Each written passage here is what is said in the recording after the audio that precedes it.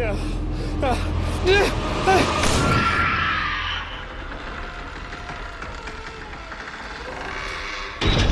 Welcome to the My Haunt Life podcast. Hello and welcome to the My Haunt Life podcast. I'm Mike. And I'm Russell. Russell. It's time, Russell. Yes, it's time. The Lust Experience.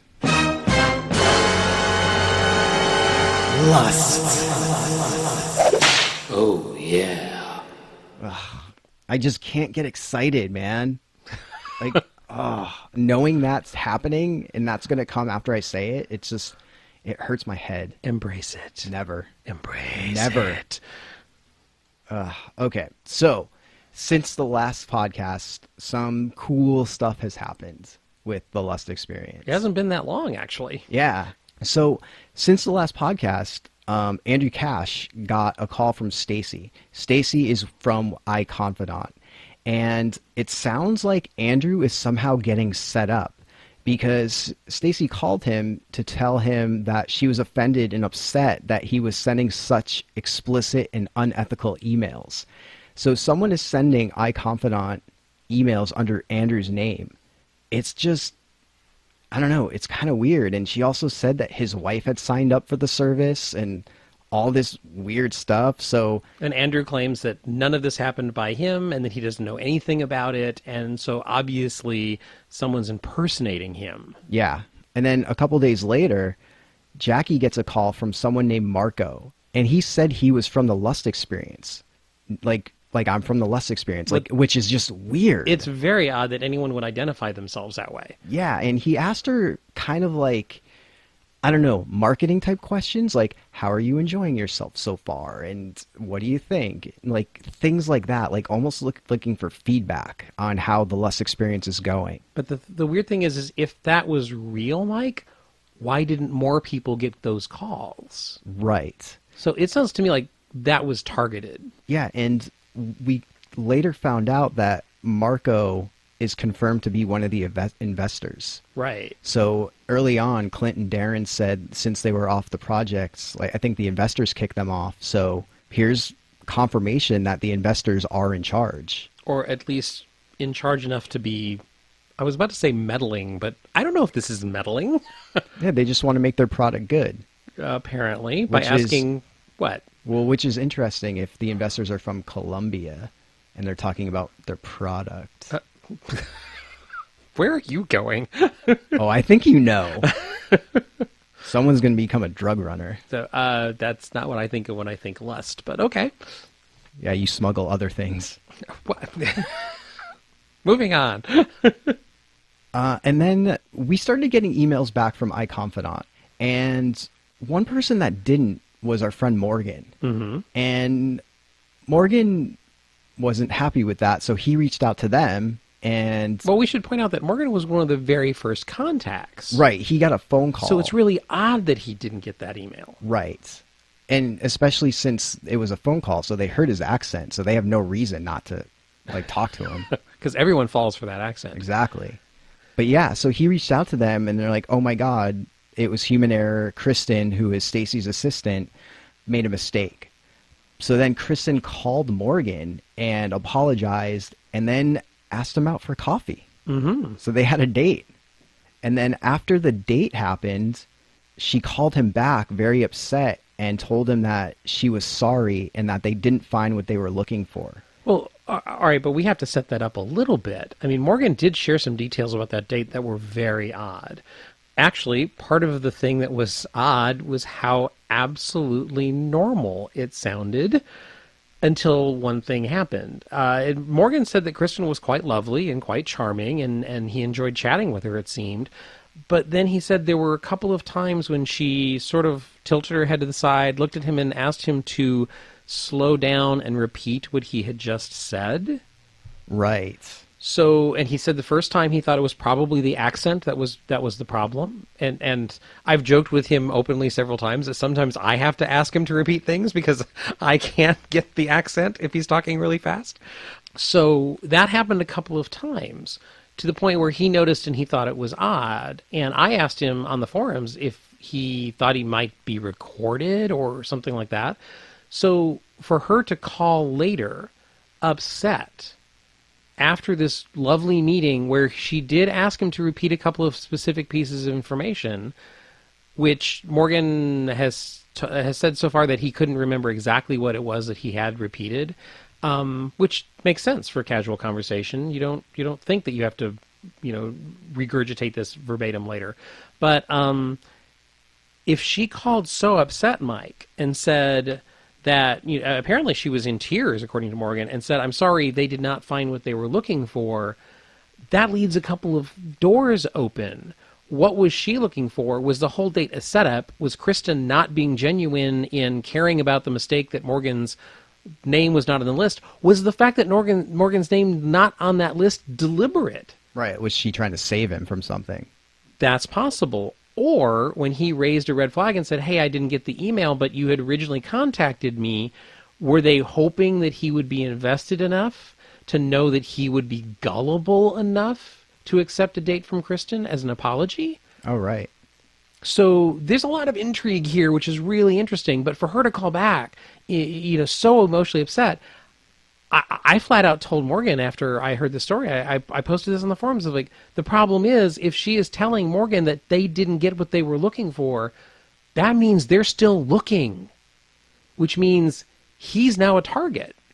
I wouldn't say he's a target, because they're going to come back looking for info, right? That could be a generalization, not so much about Morgan. Oh, no. The fact that she was so upset, the fact that she was emotional, I think Morgan should be very, very careful, because if they didn't find what they were looking for and they feel that he has something they need to find out, they're going to find out some other way, or they're going to try to find out some other way. Yeah, but Morgan is one of the people that will not blindly trust, but you send a girl in tears to him, he's going to believe her no matter what. So what if this is all a ploy? Good point.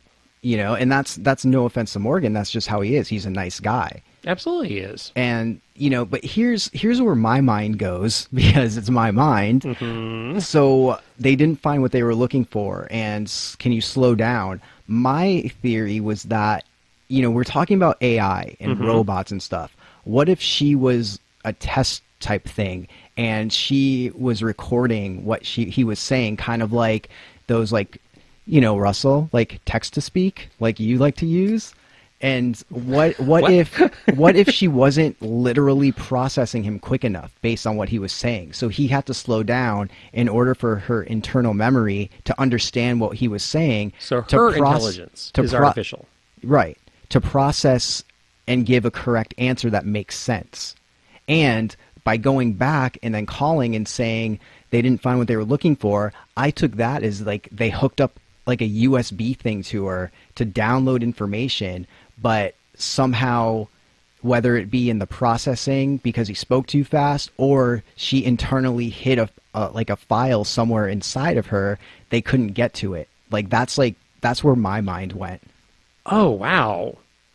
Okay, that last bit is kind of actually really disturbing. Wait, I'm feeling empathy and sympathy for a robot? Maybe. Wait, what? Damn it, I hate it when you confuse me that way, Mike. It's what I do. So here's the thing. I don't know, I go back to, I feel like there's manipulation going on with Iconfidant. Well, there totally is. So, and if somebody is manipulating, all right, let's go back to Andrew for a second. If somebody is impersonating Andrew, that means someone maybe is aware that Iconfidant is up to something no good. And so were they trying to, number one, save Andrew from something by preventing him and his wife and his family from getting involved, or possibly trying to infiltrate Iconfidant as Andrew before Andrew had a chance to respond? See, you're such an optimist. I'm such a pessimist, because where you go there, I'm like, someone's trying to make Andrew a target by being a dick. And yeah, all right. And here, this kind of goes back to Brian Bishop's encounter in the hotel with the blackmail.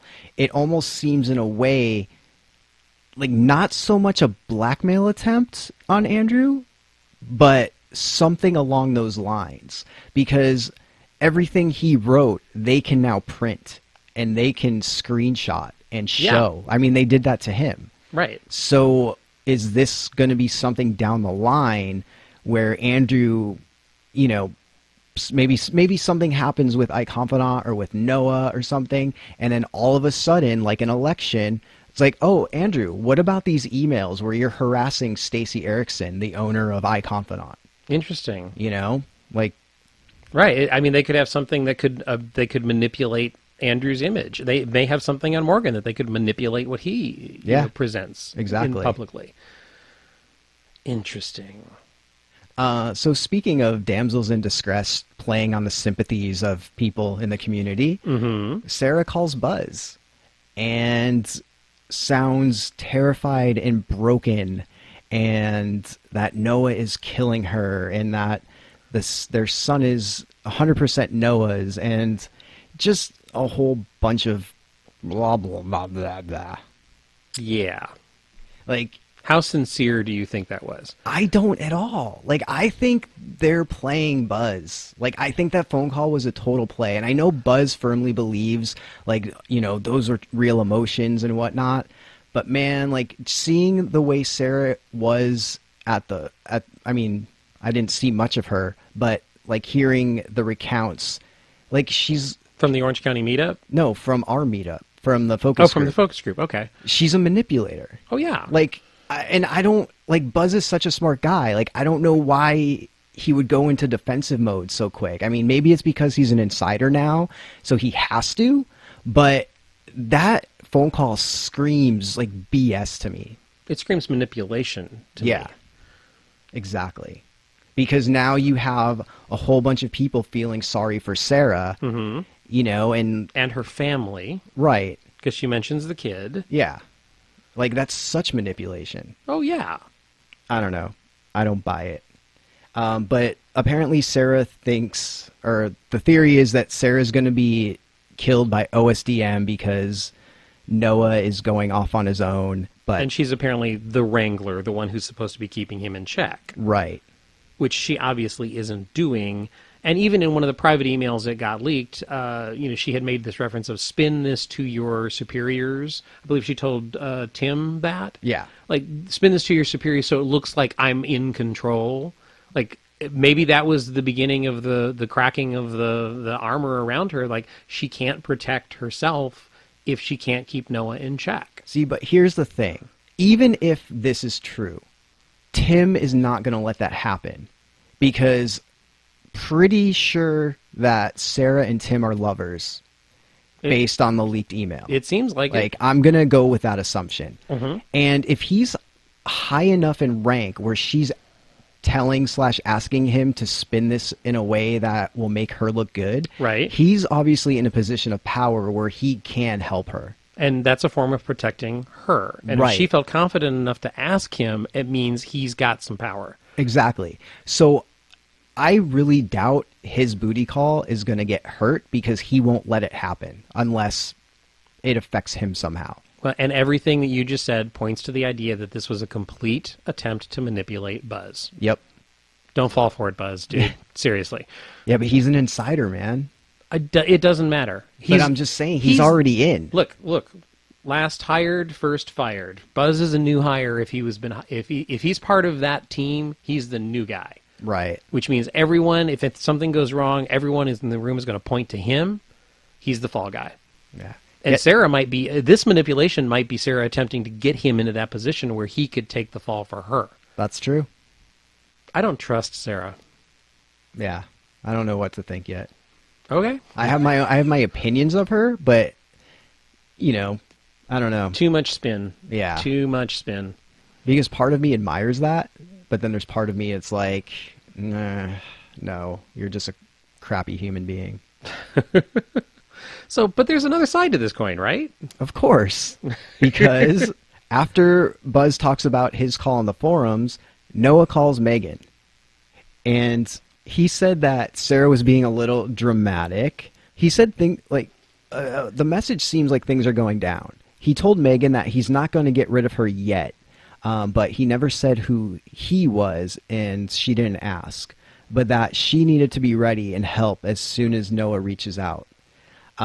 He said he loves her in his own way and as much as he's able to, and doesn't want bad things to happen to her, that their relationship has been strained and she made some choices, including choosing to stray, but it was her form of self-preservation. At the end of the day, she chose to stay in the relationship and made her own bed, but he still loves the little shit. So, yeah, I mean, Sarah's an adult. She makes her own choices. Mm-hmm. I mean, that's where we're at. But here's a question for you, Mike. The Noah Sinclair that has that website, Take What You Want, Destroy All Others, the Noah Sinclair that we've seen out of control, the Noah Sinclair that seems to be struggling to maintain control, does that message, does that phone conversation sound like the same guy? No, I feel like this is the version of manipulation to Meghan. Yeah. Like, this is the same type of phone call to Meghan that Sarah called Buzz with. Oh, yeah, absolutely. Like, hey, things are okay, but, blah, blah, blah. It's like a sob story. Number one, I think Noah is wanting Meghan to be a sympathizer to him. Right. And look, it's a guy manipulation tactic to go, I treated this other woman really badly, but I'm not a bad guy. She made some decisions. I understand her point of view. I'm not a bad guy, right? Because even though she's really shitty to me, I see why she's shitty to me. Right. Which is a complete manipulation of Meghan. Mm-hmm. So there's a whole lot of manipulating going on. Yeah. And everyone's buying it, though, for the most part. That seems to be, to me, a bit odd. But yes, I think everyone's buying it. See, that's why I like having these talks, because we can talk it out, and it's like, wait a minute, what's happening? I don't know. The whole Meghan thing, it just struck me as not the Noah we know. Right. I kept going back to that. Just like, there's something different about this message. So, and then that same day, Stacey sent us emails saying that the pairing process has begun with Iconfidants, and we should expect to hear something from our new matches soon. Yeah? And did you hear something? I did. And I did too. I did the next day. Yeah. And it's really interesting reading people's accounts of their messages, because some people would just get a smiley face or a hello, or I got... and I'm going there because people are thinking, oh, it's a computer writing to you and right. whatnot. Mine seems like another person. Like, my message, it doesn't seem computerized. Like, it doesn't seem random. It's very conversational. See, I didn't realize that I wrote something, because I assumed it was a person writing me.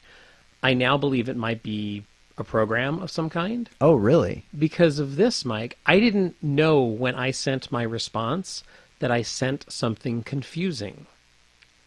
But this is what happened. In my initial contact from my confidant, they asked a simple question. They asked the question, "Are you happy?" And I went, "Oh my, that's a that's a big question."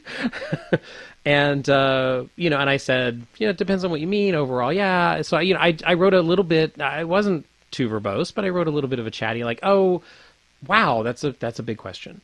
They wrote back like, "Oh, I didn't know questions could be large." Oh, wow. Which sounds like I confused a program, because they asked me a yes or no question and I did not answer yes or no. Right. Which is a complete program thrower. Because it would have been programmed to say, okay, if he says yes, respond with this. If he says no, respond with this. I didn't answer yes or no to a yes or no question. You should reply with, "Do you want to play a game?" Thermonuclear global warfare. So, wow, nice reference. So I confused it by saying, that's a large question. And then I had used another word that it spit back at me, which for personal reasons, I'm not going to say what it is, but they went, "Oh, I feel the same as you sometimes." That's what they wrote back. So I obviously threw it for a loop. Now, I wrote a response back saying, "Oh, I think I might have confused you." And I said a few other things. So I'm really curious. I have not gotten a response yet. So I'm really curious as to see where this leads. Yeah, and if we're dealing with AI and computer programs, then I feel like mine is a more advanced one, because mine sounds like a regular conversation. So mine started off and it said, "Hey there, Mike F. How is life treating you today? What made you want to try out Iconfidant? Sorry, already bombarding you with questions, ha. I have never done anything like this before, so I guess I'm learning how to go about talking to my match, lol." Wow. Yeah. And that's astounding compared to what I got. And then I replied, and I said, life is fun, and why I went back, and I said how I had doubts in the matchmaking. Mm-hmm. You know, I had mentioned that in the last podcast, right? Because I have amazing friends, and I responded to that, and they wrote back like a person, because they said, "Haha, I feel you. I hate being stuck in traffic, so it's not too horrible. Then it counts as a good day." Smiley face. And that is very funny, because I don't believe in matchmaking either. And if I am being quite honest with you, a part of me basically joined this test just to be able to maybe prove them wrong. But there's definitely a part in me that wants to trust this and wants this algorithm to be right. I mean, what's the worst? What's the worst thing that can happen, right? Best thing would be that I gain a super close friend, and I'm not going to say no to that if it happens. Algorithm. Yeah. But I mean, that's standard. Like, I'm not focusing on that because that's how these sites work. Well, I'm focusing on this because the algorithm might be part of the program in my situation. Dude, I'm actually a little jealous of your match. Okay. Are you serious? Do you want me to just email you from like a random, I'll make up a new email if that's what you want. But here's the thing, it's so funny reading these messages because it feels like the early days of the internet and chat rooms. Yes. Because, hey, how are you? What's your name? All these basic questions. And it's like we're going back in time. Yeah, but you got so much more than that. Yeah. And also, there was been some chatter on the forums about numbers. Yeah, because my Iconfidant, my subject line was Mike F, and then it had a 4-digit number. And people were theorizing if those numbers had anything to do with you personally. And I think mine definitely did, because it was 6661. Somehow I'm not surprised. Yeah. I did not get a number. So, and there were a few people who mentioned on the forums that they didn't get a number, but almost everyone got some number. Right. But my subject line was high. But here's what I'm thinking. We had the Iconfidant phone calls with people a couple weeks ago. Right. And it turns out the last question they got asked was about basically password set or password resetting. Mm-hmm. 4-digit codes are usually PIN numbers. True. So it makes me wonder if these are our personal PIN numbers for something. Interesting. Well, I hope I don't have to figure out a number at some point. I'm so bad at that. 1, 2, 3, 4. So yeah, I was a little surprised because when I started reading the thing about numbers, because I actually went back and checked the email and I was like, nope. Yeah, and also on Facebook that day, they said registration 5-1. 12 to 7, and then they had a zip code for downtown LA. So there's going to be a 7-hour long registration process apparently on May 1st. But no references to registration for what? Right, who knows? This is just like last year with Tension, 4-1, registration begins. I have a feeling it's going to be some sort of interview process or instead of a questionnaire, or maybe even a questionnaire. Right. But there's going to be people there. Yeah, and it's on a Monday, so it's on a business day, a work day. So, they have to realize that not everyone's going to be able to make it. Right. So it'll be interesting. I don't know yet if I can make it, actually.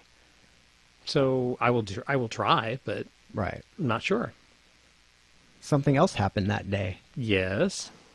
I had pie with Otis. Yeah. Well, Melissa, Mike Rizzo, and myself had pie with Otis. Yeah? How'd that go? It was awesome. He seemed like a very nice guy because you periscoped a little bit. Yeah, and I was really happy because I was the only person that was able to meet him so far.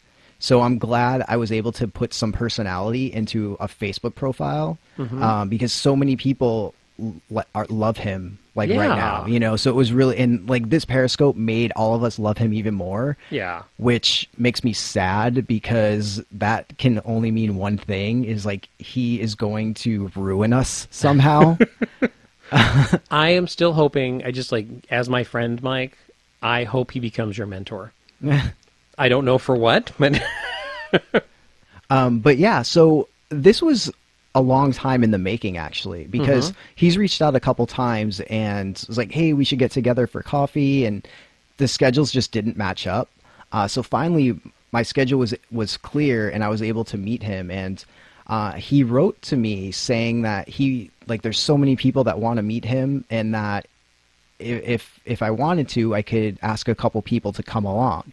And a couple weeks ago, Rizzo actually hit me up, because I guess Otis said, hey, Mike and I are going to meet for coffee. You should come. And I guess he did the same thing to Melissa at one point. So That's why I said, hey, Rizzo and Melissa, come do this.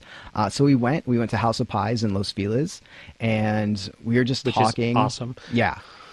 And Otis was learning more about Melissa and Rizzo, what do they do for work, and school and stuff. And then we started talking, and he brought up the woman he met, which is when we first met. He's like, I met this girl, which is the whole reason I created the Facebook profile for him. Right. And the woman that he met is confirmed is named Janice. And when he started talking about her, we found out that he had her phone number. And so right then and there, I was like, Otis, you can do this. Call her for a date. Like, there's nothing wrong. Like, we were just being his wingman, and wingwoman. Awesome. And we were like, do it. You can do this. And he was shy. And he's like, well, what if she says no? And I was like, look, you're never going to know unless you ask. You're never going to have an answer, and you'll be living wondering for the rest of your life if you don't do it. And so he called her, like, right in front of us. And she didn't pick up, so he left her a message. And then later that night on Facebook, he made a Facebook update that said, this old guy got a date. So she said yes to That's awesome. To his question of going out with him. So I'm so excited for him. That's great. Yeah. So that's going to be exciting. I can't wait to hear about this. And how much time did you spend with Otis? By just like an hour. Oh, really? It was like, okay, like, this is going to sound weird, because we all know that this is not real life. There's a certain, like, belief you have to continue with this. Right.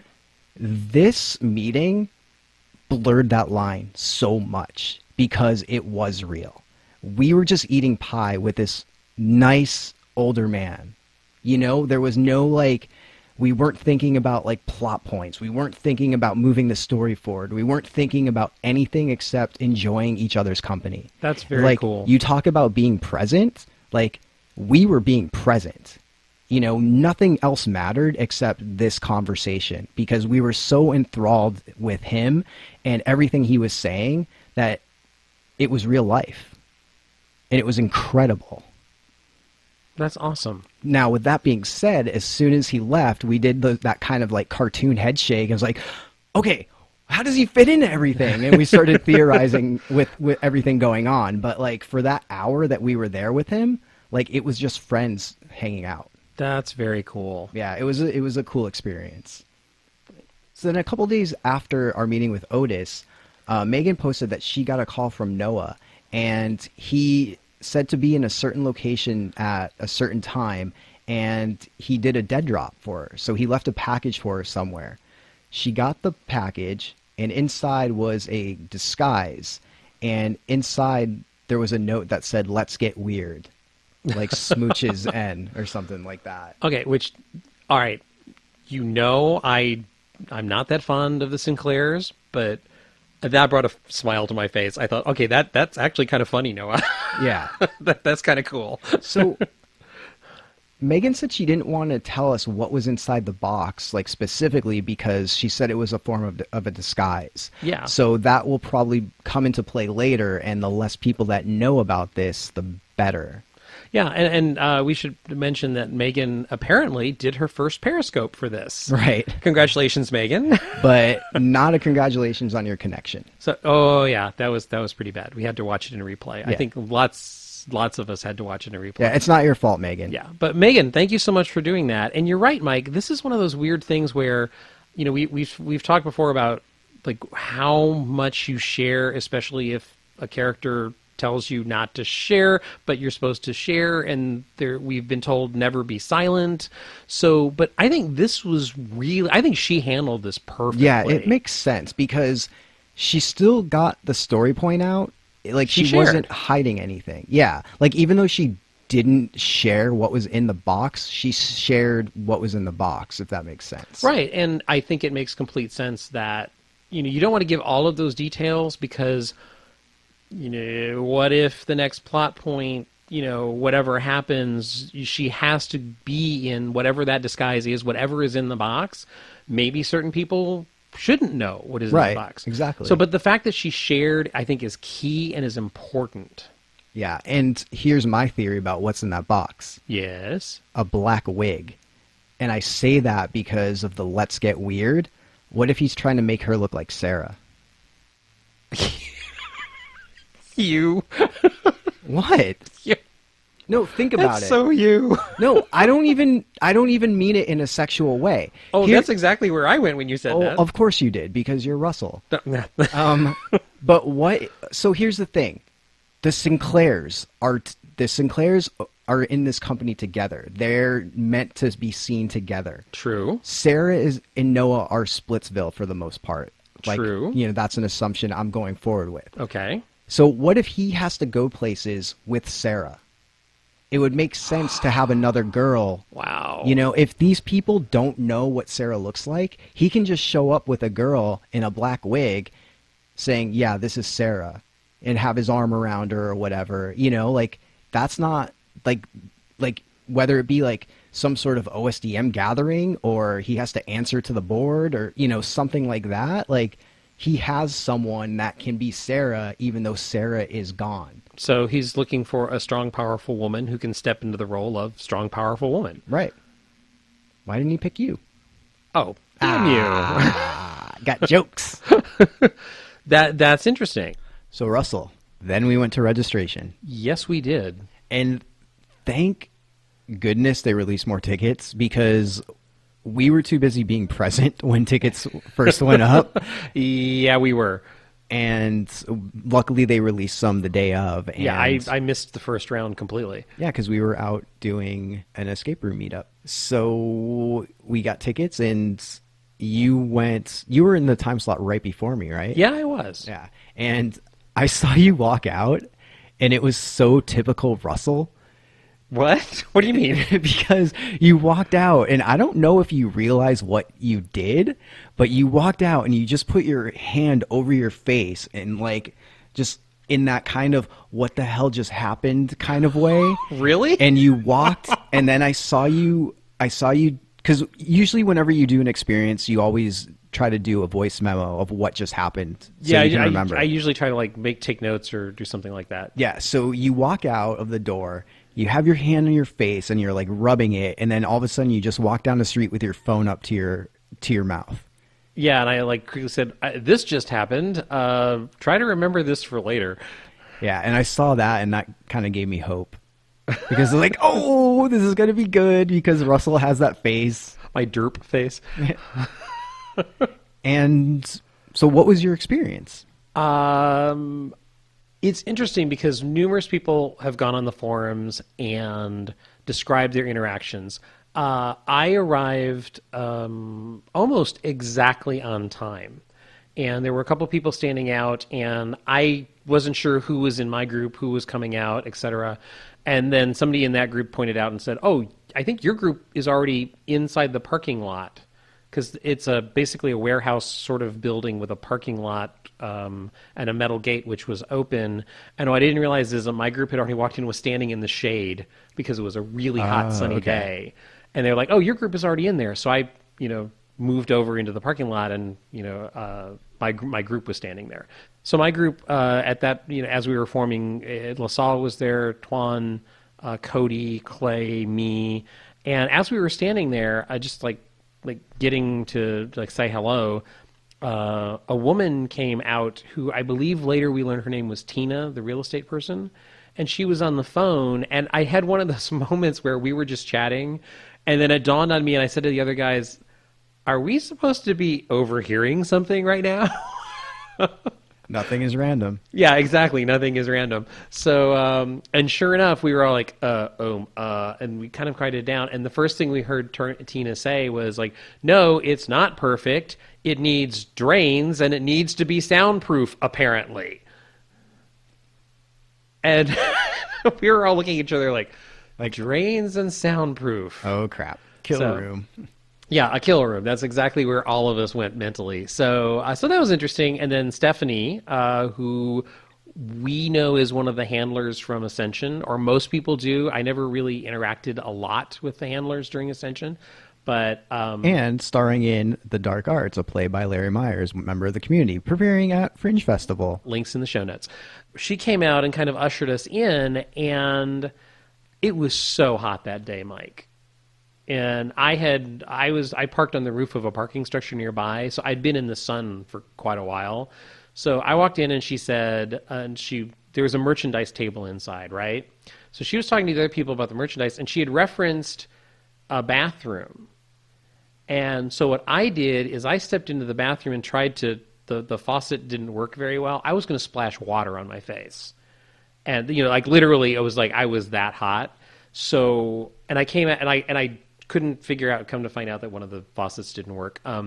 But I stepped out, so I was a little bit behind everyone. So everyone else was looking at, there was a cat, and I guess other people were doing that. And I heard her say there is merchandise available. And then I didn't get a chance to do anything. Stephanie immediately came over to me like, we're going to start with you. You're first.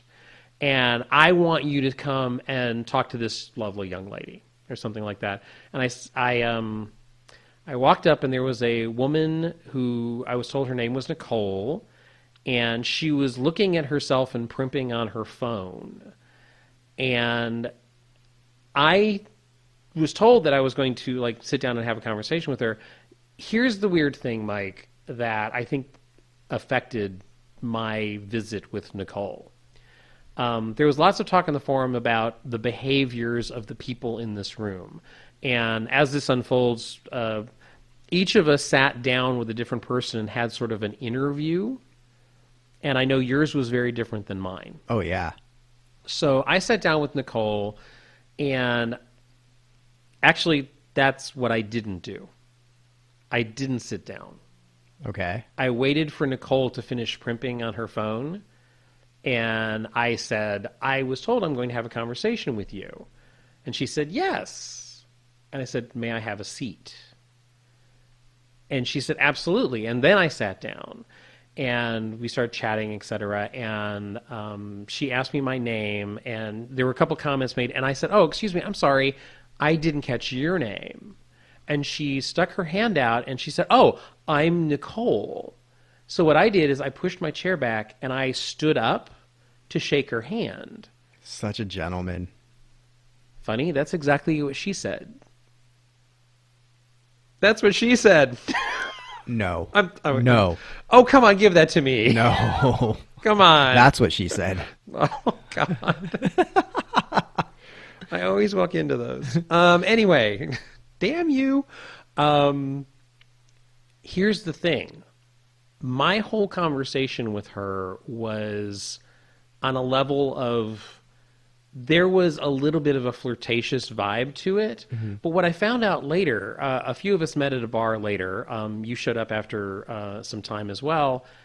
And we were talking about the various interviews, and that's where I learned that other people talked finances, other people talked whatever. But my conversation with Nicole, somebody walked up to me and went, oh my God, how sexual was she? I said, what are you talking about? And actually it was Buzz, and she's like, wait, she didn't, like, did she play footsie with you? Did she spread her legs and push forward? Did she, like, and like, I was like, what are you talking about? And Buzz said, like, she was completely sexual. Everyone else who talked to Nicole, she was overtly sexual. I didn't get that side of Nicole. I won't make the obvious joke as to why, but... Thank you for not making the obvious joke. But I think it's that whole beginning that I did by choice. Right. I stood up. I didn't sit down until she asked me to sit down. And she made a very specific comment about, like, oh, you're a gentleman.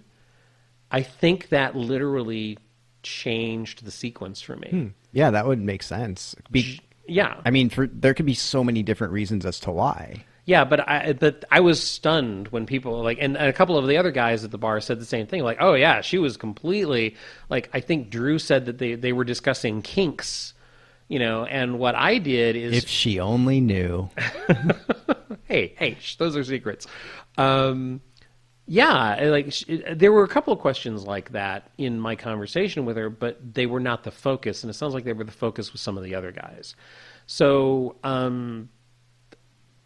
I sat down and had this conversation, and she took the tact with me of, why are you doing this? Why are you here? And I said, well, I'm looking for more information, and this event didn't seem to be tied to any of the other things we've heard mentioned. And what I meant was either Sinclair Inc. or Iconfidant or, and she said, oh, and so, like, why? Like, are you bored? Like, what's lacking in your life? She took that tactic with me of, like, what am I trying to get out of this experience? And I think that does coincide with some of the other questions from other people were asked of, why are you participating? Like, what did you get out of last year by participating in the tension experience? It was an information gathering sort of experience. So I found it a little interesting that just the tactic was different for me.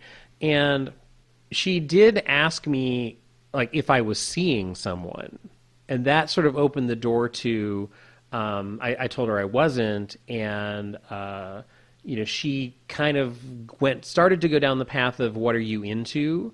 Which I know other guys got a more overt version of that. And I just said, I don't know you well enough to reveal those kind of secrets. And she was like, oh, so you're hiding something. And I said, we're all hiding something. It's like, but I have to know you better for you to get that information. And she was like, and she kind of moved on. And I under my breath, like, I'm like, we all have our kinks. And I don't even think she heard me say it. So she didn't react to it. And I really found interesting later that she did have a very specific conversation with other people about kinks. During this, the weird interaction, which I want to ask you for your group, did you see anyone else getting their picture taken? I did not. Okay, this was really weird for me in the fact that in the middle of the conversation with Nicole, I believe it was Tina, walked over, and as she was walking up behind me, I kind of heard the footsteps, and I heard, Russell, I need to take your picture. And she moved around behind Nicole, and she started to direct me. Because I looked up at her because she was taking my picture, right? And she had asked permission. I said, yes, if you need a picture of me for some reason, okay, I'm here. And she said, no, look at her. And she made sure that I was I think she wanted a picture of me casually. Okay. Like, I was unaware that my picture was being taken. Almost like a stock photo type thing. Yeah, it was kind of an odd moment where she said, no, don't look at me, look at Nicole. And so I looked down at Nicole, and I think she grabbed a picture at some point during that. But what Nicole did is Nicole immediately went, oh, there's a picture being taken? So Nicole stands up and moves to my side and tries to hog in on the picture that Tina was taking of me. Tina was not happy. So I don't know why they wanted a picture of me. And to me, it's like, look, I always think that there are variations that run through the day. The only thing that kind of concerns me is I have not heard anyone else say that they specifically had their picture taken that way. They want a gentleman to be the face of the lust experience. You're going to be their marketing, I bet. No, they'd go with someone younger and prettier than me. It depends what they're trying to convey. I don't know. But there's always ways to spin it. Yeah, I just of all the things that happened during registration, that one moment really kind of, there's a couple of other things, but that one moment really just kind of like, I don't get it. And it's mildly disturbing to me because I literally can't figure it out. I can't make logic of it. Yeah, that's weird. So, and the fact that nobody else apparently had that moment where Tina went over and like, I need a picture of you, and then tried to stage it as if she wasn't deliberately interrupting to get my picture. So, like, I don't know what the agenda was, but it kind of bothers me. Or maybe it could be something that because you were a gentleman, she's using that as something against Nicole. Because maybe Nicole's like, oh, every guy is like sexual towards me, blah, blah, blah. And because you weren't, maybe that's, I don't know, maybe that's something. Okay, and all right, it's interesting that you say that because I'm going to comment on another person's appearance. I was dressed really casually. Like, you know, I did not dress up for this. Later on, you saw Drew, right? Yeah. Okay, Drew got a really sexual conversation apparently. Drew was dressed up. Drew looked good. He was wearing the vest, and you know, like he looked spiffy. So it looks like he could have money. Maybe. You know, and I kind of just dressed casually because it was such a hot day, and you know, just jeans and a shirt, and which means you probably don't have money. Maybe. I didn't go there, but that's an interesting thought. Yeah, especially because other people said she's the daughter of an investor. Yeah. So she's probably lived her whole life being within money and people that have money, so she can like maybe spot it and it's like, oh, I'm gonna go after him. Yeah, and it is. And later when we were comparing notes, Drew I noticed was dressed really nicely, and Buzz was in a suit as well. Oh, that's true. That is true. So, and she tried to kind of blackmail him in a way. By saying he was like staring at her chest and was trying to do sexual things to her. Yeah, it's like she did accuse him of looking at her breasts when of course, you know, and look, hey, we joke about Buzz. I consider Buzz a gentleman. I put faith in Buzz's word that he very deliberately didn't look at her chest. Right. Because Buzz is a gentleman, in my opinion. And he has a girlfriend that would probably kill him. That's right. So we're making judgments on your relationship, Buzz. All right, God, you've touched on so many little weird little points. I didn't get the story that Nicole's father was wealthy or an investor. The comment that I got about money was that she was unhappy with the location, and that was a common theme through many of the interviews. Apparently, numerous people expressed displeasure with where they were located. Maybe because there were no drains and it wasn't soundproof. I don't know. But she got really vulgar in a way with me of, you know, I wish I were running this show. If I were running the show, and she said, trust me, I have enough money that I could run this show.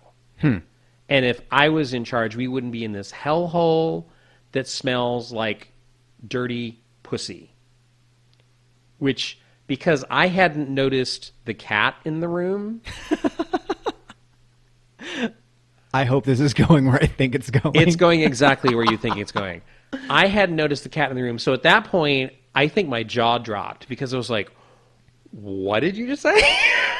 Like, I just was stunned that she, like, what? Did she just say dirty pussy? No, it would have been amazing if you said, it's like, well, maybe if y'all wore pants, it wouldn't. So, and then she said, it's like, this whole place smells like pussy piss. And I was like, pussy piss? And then I was like, cat piss? Yeah, I was like, but I went there because I didn't know there was a cat in the room. She sounds like a female Noah.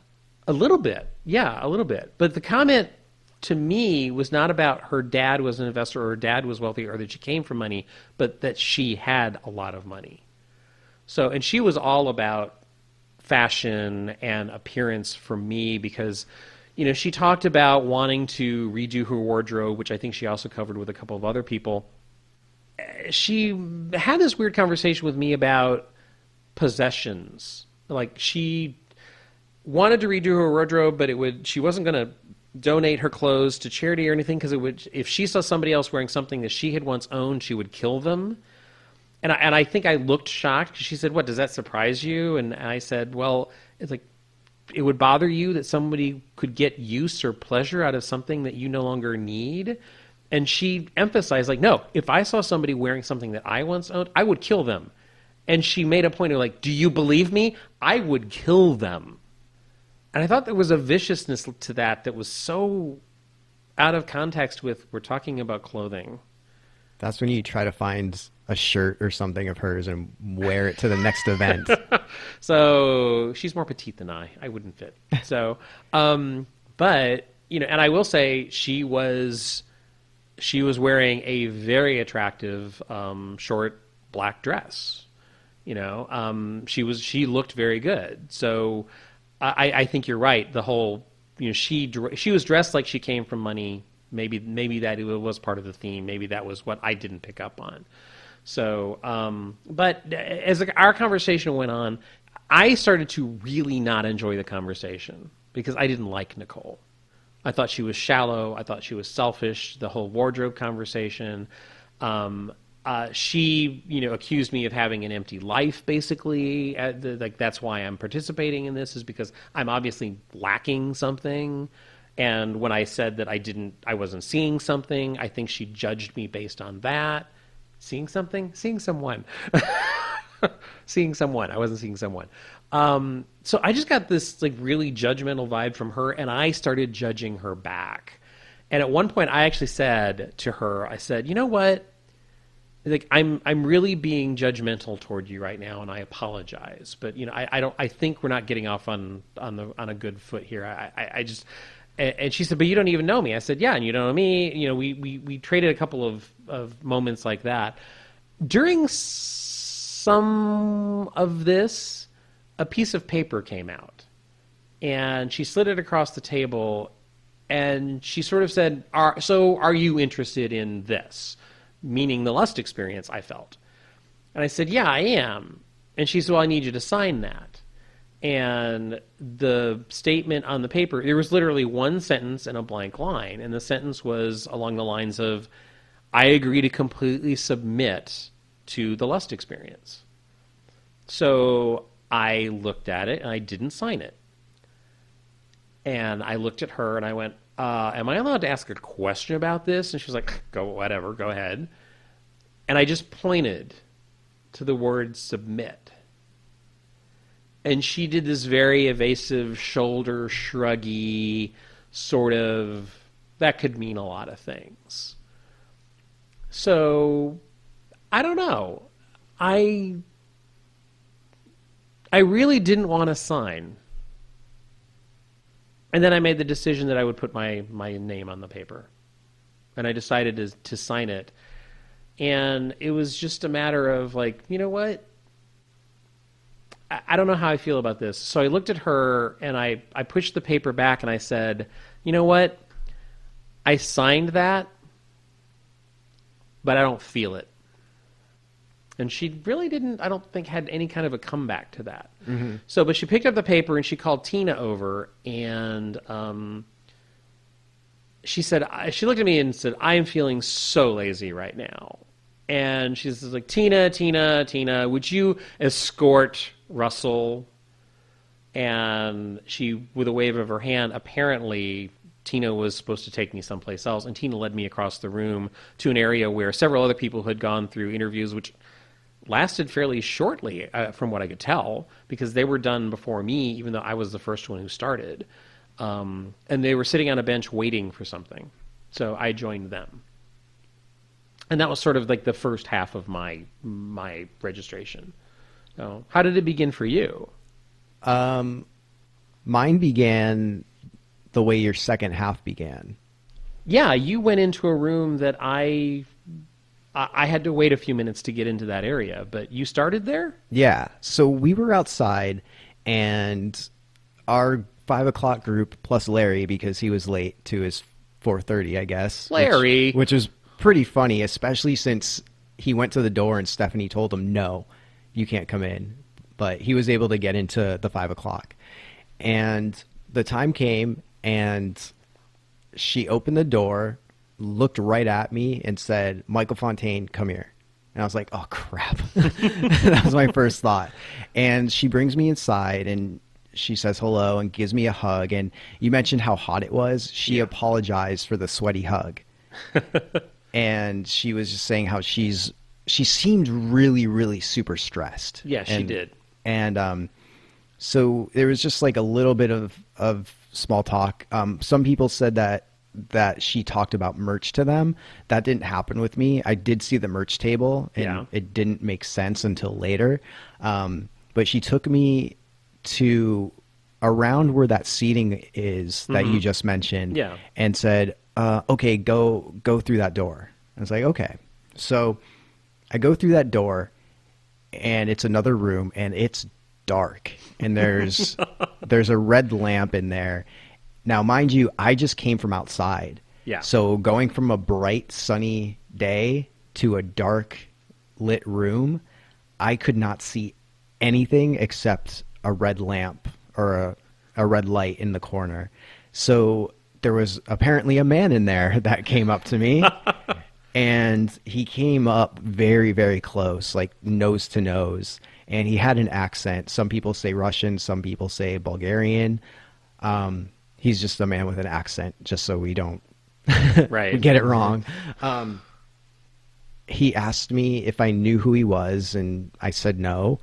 And it seemed like it was half shock, half, when people do that thing where it's like, huh, like that kind of thing, where it's like, huh, yeah. All right, I'm going to jump ahead for just a second. I had the same moment with this guy later. Okay. And I had the exact same exchange with him. And when I said no, he just studied me. And I couldn't detect, because again, my eyes were adjusting as well. I had glasses on that adjust, and obviously the warehouse there was sun coming in, so it was very bright. So my glasses were still dark because of the brightness of the room outside. So literally, I couldn't see anything either. And he asked me to sit down, and I remember putting my hands out and like feeling. Oh, I did the exact same thing. I was like, I think there's something over here to sit on. I felt like a fool. Oh yeah, me too. He did the same thing with me, and he just, I couldn't tell if it was a smirk. I couldn't read his expression when I said I didn't know who he was. Yeah. Yeah. So I didn't mean to interrupt. Go ahead. And so same thing happened. He asked me to sit, and I did my best impersonation of trying to find a place to sit. I was feeling out, and there was a couch in back of him in front of me. And we sat down, and he asked me if I knew why he was here. And again, I said no. And he told me that he's here to fix this. And at that point, I thought, I was like, oh, Marcos? Based on the phone call that happened. And there was no expression, so I guess it wasn't him. And then he said, I'm here to fix this, and I want you to help me. And I said, okay. And that was the basis of the conversation. It was very, very short. One thing I did notice, and this is where you have to think for yourself, that line between should you do something or should you not, and use common sense. There was a phone on that table that I saw towards the end once my eyes adjusted, but it didn't look like something I should take. But at the same time, I wanted to grab it just in case, but I figured it was actually his phone. I did not notice a phone when I was in that room. That's interesting. Yeah. So I don't know if, maybe like he just put it on the table, because it was face down, and it looked like a smartphone, not like a flip phone or anything like that. So I think that's why, another reason I didn't, because when people have gotten phones, they've been more like flip phones. Right. But I just didn't want a missed opportunities meme like Brian got. So it was like, whatever. But yeah, so after that we stood up and I went to the interview, and the interview was with, and there's some back and forth on this person's name. It might be Marcus, it might be Marco, it might be Marcos. Like, okay. We're kind of unsure exactly. All right, wait, how was he dressed? He was wearing a blue a blue suit, blue shirt, and he was second from the left. Ah, okay. It was a very interesting conversation because I initially, once he started talking to me, my first thought was, this is another focus group, except it's one-on-one. Right. Because he started asking me about the tension experience. What merch did I buy? Did I buy it in person? Did I buy it online? And would I buy anything else? Was there anything I didn't or wasn't able to purchase that I would still want to get? And then when I mentioned that I had bought a poster, he asked more questions about that, which I thought was very, very interesting. Like what do you mean? It was like, where is it hanging in your house? What do people see when they come in and see that? What, things like that. And like, what do you tell them that poster represents? What do you tell people the tension experience was? And then I forget exactly how, but somehow we got onto my parents. And what? Yeah, because he asked me if I told my parents about it. And I told them, I'm like, well, I told them some of it. My mom actually thought I was in trouble with a real cult, even though I told her time and time again that it was just, it was just a theater piece. And I told him that there's some things that my mom doesn't need to know. Right. It's not going to affect her life. It's something that happens to me, and she would just worry more probably. And then he asked me an interesting question, if I ever saw anything unethical in the tension experience. And how did you answer that? Well, if you let me keep talking, I would tell you. Sorry. I'm not telling anybody. No. But I told him, I was like, me personally, I did not find anything unethical, in my personal opinion. But there were things that happened that people could have seen as unethical. And he's like, well, give me an example. I was like, well, I was told to get naked and got in a bathtub with a dead girl and had blood poured on me. And he's like, you don't think that's unethical? I'm like, no, that was the greatest thing that's happened to me. And he's like, interesting. Did you tell your mom about that? And I was like, no.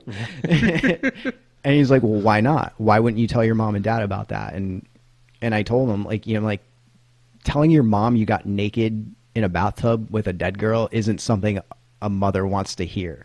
It's not going to be, oh, honey, I'm so proud of you. You finally fulfilled your dream of being in a bathtub with a dead girl and having blood poured on you. And so we had a little back and forth about that and why wouldn't I tell them? And then he asked me if I would do it again, even though people thought it was unethical. And I told him, like, of course I would, in a second. And he's like, really? Why? He's like, because that's one of the greatest moments in my theater history or my haunt history that's happened to me. So of course I would do it again. And he's like, and would you tell your mom about it if it happened again? And I was like, probably not. And then we had a little bit more conversation about that. And then also he was asked me marketing ideas on how to market Lust better. So I gave him a bunch of ideas, like about what we should do with merch and social outreach and using social media and doing grassroots marketing type things.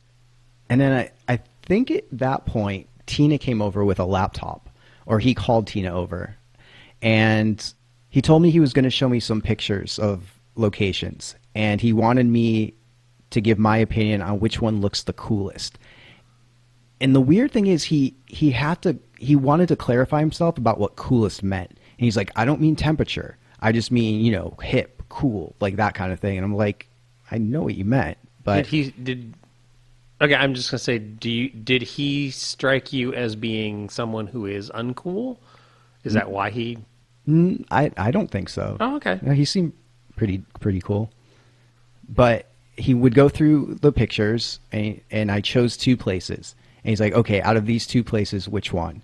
And I chose one, and he looked at Tina, and Tina looked at him, and she said, that one's $3.5 million. And he looked at me with a half smirk and was like, you have expensive taste. And I was like, thank you, I think. And then while Tina was walking away, he was mentioning to me that he was getting hungry. So he asked Tina, is like, hey, can you get me a sandwich? And I don't remember exactly what she said or if she even said anything, but there was a little bit of hesitation, I guess. And so he got pissed. Like, it's like, I'm about to make you very wealthy. The least you could do is get me an effing sandwich. And so she submit and like walked away and oh, submit. Ooh. Sounds like she signed the form too.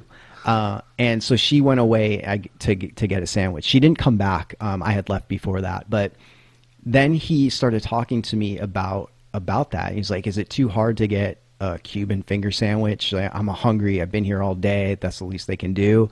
And I mistakenly said something about, yeah, I heard there's a lot of things happening with Cuba recently. Like a lot of people are traveling there.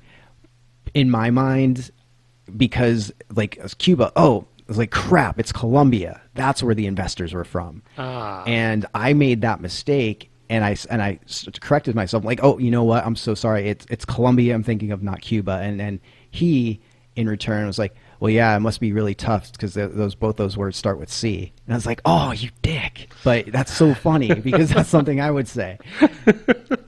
And then we got on a conversation based on that about how I almost went to Cuba and how I was supposed to be going this month. Mm-hmm. And it all started and he's like, wait, what? Why? And then I started telling him about the ghost hunts I went on and the ghost tours, how I went to Romania. And he's like, you went to Romania? Like Eastern Europe? Would you go Transylvania? And I was like, yes, it was a Dracula tour we went on. And he's like, oh, you went to his castle? I'm like, yeah, we went to his castle. And I started getting all excited because we were talking about Dracula.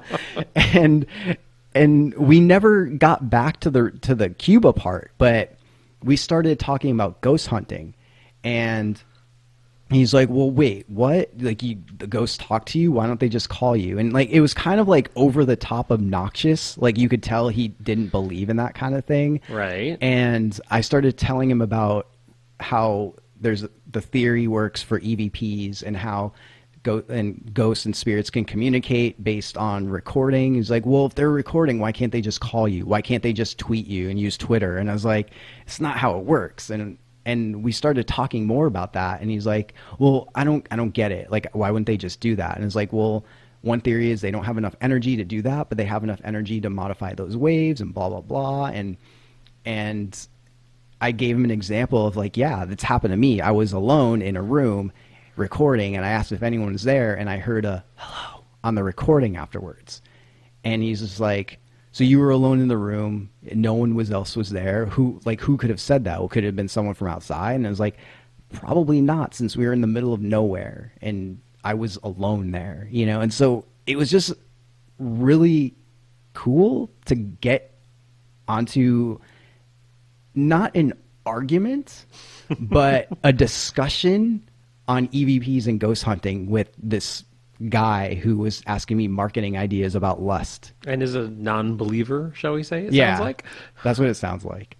But yeah, so, and after that, I got up and Stephanie walked me out, and right before she pushed me out the door, she whispered in my ear, like, Mike, they're all fucked.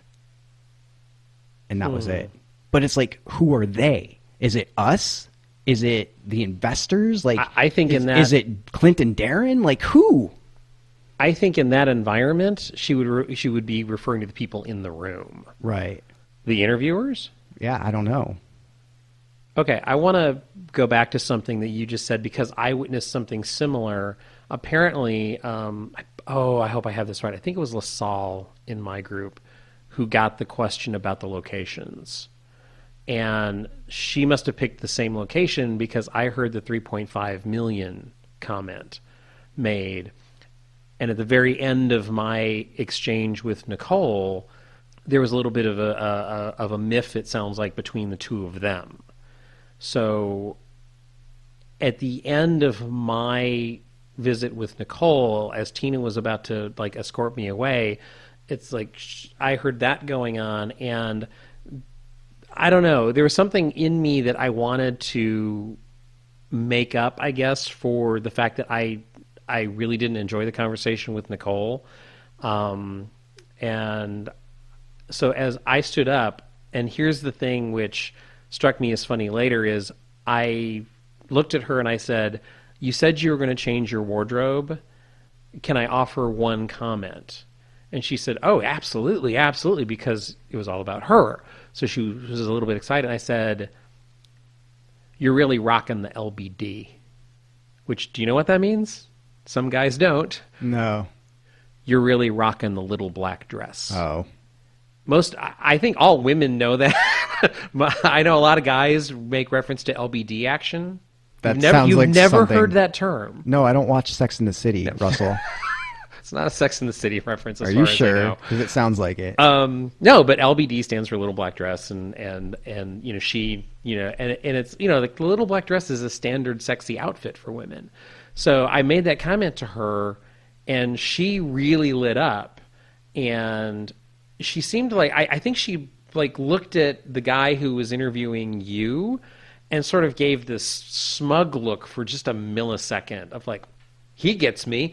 You know, I think I don't know totally how that exchange went down, but it was like, okay, I think I bought a few points with that comment somehow. Right. Oh, I'm so sorry to interrupt, but going back to the marketing part, like I totally forgot to mention this part.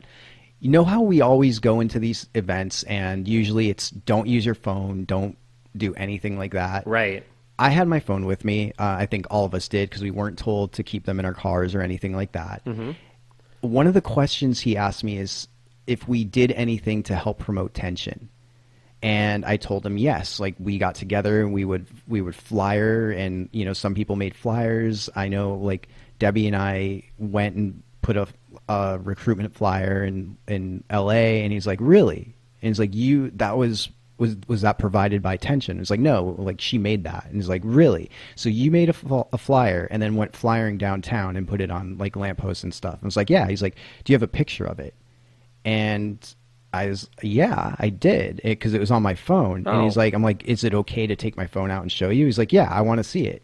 And so I took my phone out, got the picture up and showed him, and he was like just like looking at it, and it was really interesting to me, because I think I've said this before to you. It's like whenever we're in a situation, part of me feels bad because I know they have to get through people, so I try to hurry up and not take a lot of time. Mm-hmm. This was taking up time, and I was kind of feeling bad, but at the same time, it's like, this is really cool because they're not trying to just rush us through. They're mm-hmm. actually caring to hear about our opinions and want to see things that we had done. And that was just a cool touch. Well, that's interesting because I felt the opposite from Nicole. I didn't feel rushed, but I felt I was scum to her. That was just like the vibe I got. Right. She was totally interested in her hair more than she was me. So, but you know, but hey, you know, that's her. Yeah. But yeah, I wanted to point out that you know there was some connection between the interviewers, you know, especially around the time that they were asking the marketing questions of. There's a couple of things. At some point, I didn't witness any of this, but apparently there was some like past lovers spat between Nicole and one of the other interviewers or anything. Do you know anything about that, Mike? No. Yeah, I think some people covered that on the forums, but I didn't witness any really personal interaction between any of the interviewers. Did you? Mm-mm.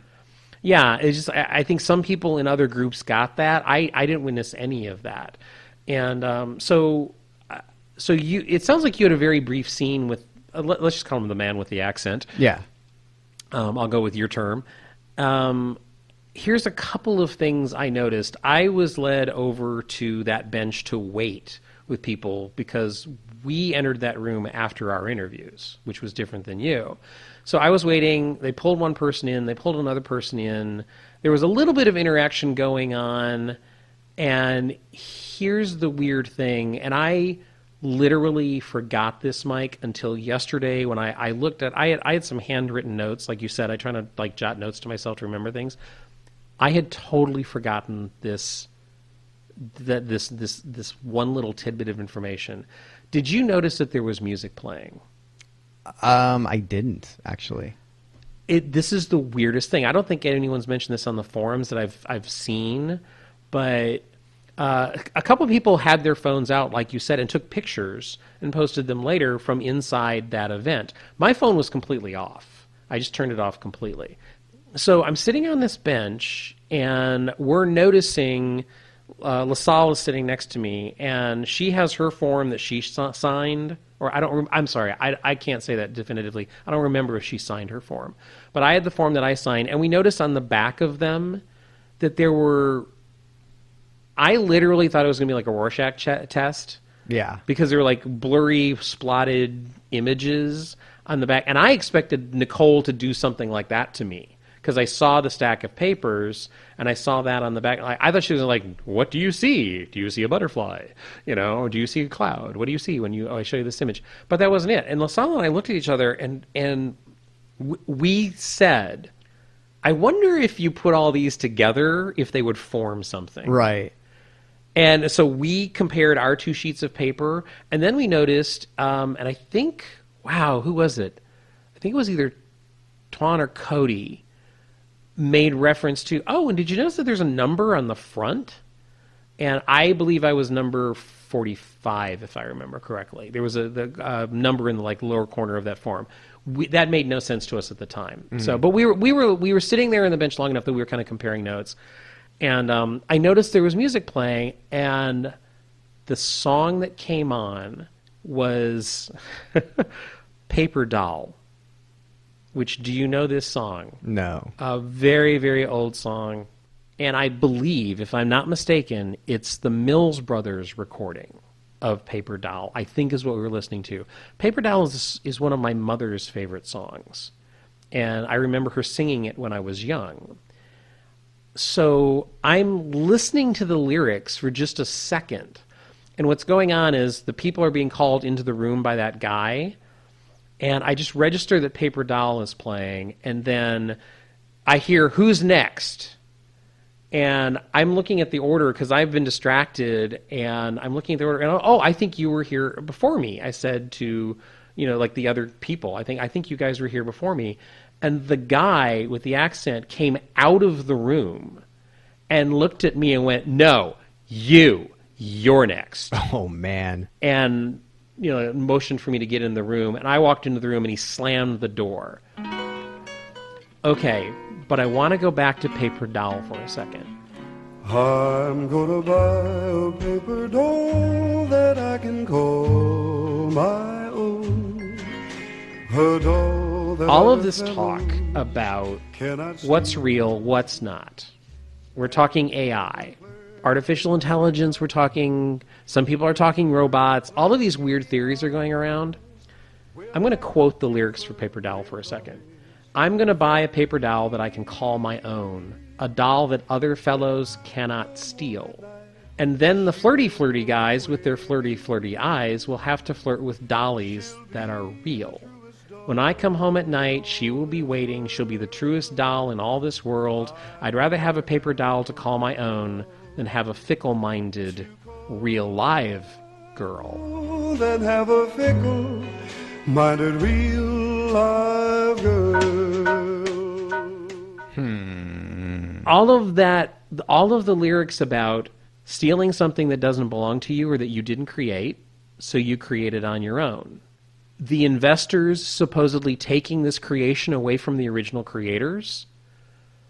This lyric stating that I'd rather have something fake than deal with the real live girl. Right, which I can understand. That I can... something that I can control. I just, when I went back, because I was kind of hearing the lyrics, and I was like, I wonder if that's as significant. And then I looked them up when I got home. I was like, holy crap, that's kind of an eerie, weird undertone that those lyrics would be playing in that room when you're talking about investors taking away a creation and creating something new. Add that to the concept of creating a fake girl that you can control rather than dealing with a real live one.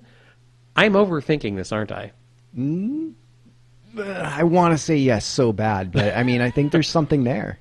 Why that song? Yeah.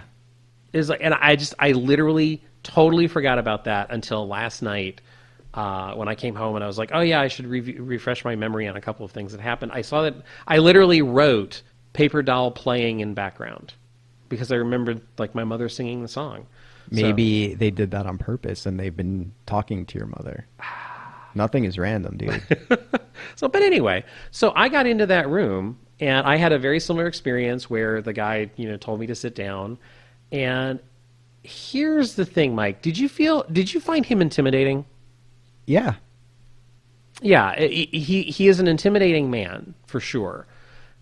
But I don't know. I think I got a different vibe from this scene than a few other people. He had me sit down, and he asked me if I knew who he was, and he made a very, very strong point to me after that whole initial did I know who he was? Like, I'm the guy here to fix this effing mess. Right. And he kept motioning and indicating the room that I had just left. Yeah, he did the same thing to me. He's like, those guys, they have made a complete mess of this. I am here to clean it up. And he very specifically said, I have flown 17 hours away from my family to be here because of the mess that they have made. I'm the guy who's going to clean this mess up. So he came in and he sat down and he got, numerous people have said how intimate he got. Like, he was right up next to me, like inches away from my face. And pretty soon it got personal. And he said something along the lines of, you should know something. You are valuable. Those people out there don't know your value. I know your value. So that kind of goes exactly to the point of Nicole and the way she was talking to you. Yeah, I think so too. It's funny, I didn't make that connection in the moment, but you're right. So was he monitoring that room in the interviews? Who knows? But he seemed very aware of all of the people in that room, and he didn't like them, I don't think. So he looked at me and he had a moment of like, wait a minute. You participated in the tension experience? He kind of asked me that question. I said, yes, I did. And he went, you have a podcast. Oh, man. I said, yeah, I do. I have a podcast with my good friend, Mike. He had moved a little bit away from me, and he came back. And he went, you have value. And he emphasized the value again and how those other people didn't appreciate my value. And then he said, you're going to be very handy to me. And he put his hand over my heart at some point, which I guess he had done to numerous people. Did he do that to you? I don't believe so. I don't remember that. And he asked me if I realized my own value. And he asked me if I understood my value. And I said, no, I don't think I do. I don't think I know what you're talking about. So there was a mirror in that room. Did you notice it? Yeah, I saw it. I believe it was the same mirror that was at the focus group. He had me go over and stand in front of the mirror. And he pushed me, Mike. He shoved me as close as possible. My toes were up on the edge of the mirror. He got me as close as physically possible to that mirror. And he told me to look deeply at myself and look deeply into myself. He was right next to me, sort of over my shoulder, looking at me as well in the mirror. And he said, perhaps you need to give yourself an answer that you haven't given yourself in a very long time. To which I was confused as to what exactly he meant. So I pondered that for a little while, and I didn't know if he wanted me to give him some sort of answer. And I looked at myself, and I was thinking about what he said, trying to interpret it, and he just stood there and waited, Mike, which was a little intimidating. And then finally what he did is he sort of wrapped around his arm around my chest, and he hit me. It was like that. And he put it, like, he hit his palm over my heart. And he said, keep that there. And he went and he opened the door, and that was obviously the end of the conversation. So I said, before I leave, I would like to say, like, can you tell me how I could help you? Because he'd said I was going to be handy. So, and he said nothing. He just stood at the doorway and left the door open. And I went up and I offered my hand, and he refused to shake it. I said goodbye, and I walked out. And then I walked out into a room, which a couple of people commented it was like a storage area, and then Stephanie saw me through the window of the doorway. So Stephanie, I motioned for Stephanie to come over, and I opened the door, and we greeted each other, and I said, it's like, I'm apparently done in here. Where do I go now? And she said, oh, I like here. And she opens the exterior door for me to leave, and she kind of gave me a quick hug, and I said, really nice to see you again. She looked at me and she said, this is the hottest, sweatiest job I have ever had. And I was in the tension compound. And that was it. I left. But I want to say something, which I introduced a couple minutes ago, Mike. Look, that guy was intimidating, but dude, this is going to sound weird. I felt a bond with that guy. How so? There is no reason other than him stating that he recognized my value. I felt, okay, that dude could kick my ass. He could, he could kick my ass. Strong, well-built, tough guy, obviously carries himself very powerfully. But there was something about him, the way that he sat next to me, how close he got, how comfortable he was, the way he measured his words of like, oh, wait, and he had to think like, I'm aware of who you are, I understand. All of that, dude, this is going to sound insane. I felt protected by him. Interesting. Because there's pessimistic Mike that thinks this is bad. I could have been totally manipulated, but the way he presented himself was that he knew that he was in a mess and he had a job to do, and whoever was coming into that room he had to deal with. But for me, I totally felt protected. I felt that there was a concern for me, and not just from what he said to me. Like I don't know. I know that sounds a little weird. Yeah. But I did. I felt, I don't know if I would say a kinship is the right word, but yeah, I felt, I didn't feel as intimidated as some people have said that they felt. And he didn't try to wield power over me. He didn't try to, it's very odd, but I did feel that. I felt almost like I felt very safe in that room with him. I think that's the best thing to say. Okay. I don't know what that means. Me either. Okay. All right. So, but it was there. It was definitely there in the room.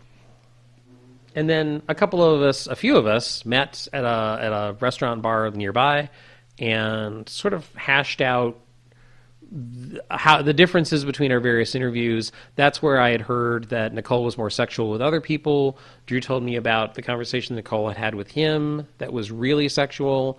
Buzz explained to me that Nicole had come on to him differently with the whole, you're looking at my breasts. Other people had said that they heard reference that everyone was unhappy with the location, that they didn't like the location. They were disappointed in Tina, who is apparently the real estate person who was in charge of that location. All of that information came out as a group, and all of that's available on the forums if you look at the thread. And the biggest thing, there was the Darren sighting. Absolutely. So, which I did not see Darren at all. I didn't either.